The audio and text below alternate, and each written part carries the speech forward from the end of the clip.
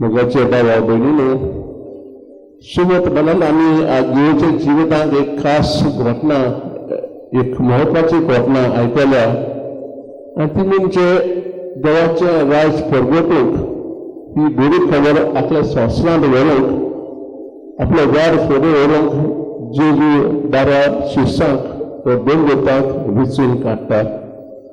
पूण तांकां विचून काडचे आदीं जेजू एक खास रीत सुरू करता. जेजू आपल्या बापायची आखी रात काडटा, तो मागणी करता आनी आपल्या बापायचो सल्लो घेता. ते 12 शिश्यांचे नांव आमी आतां आयकलात. हे 12 जाण चड शिकलेले नासले, ते धर्मशास्त्री नासले, ते जुदेवांचे फुडारी नासले, पूण सादे अशिक्षीत कापी मनीस.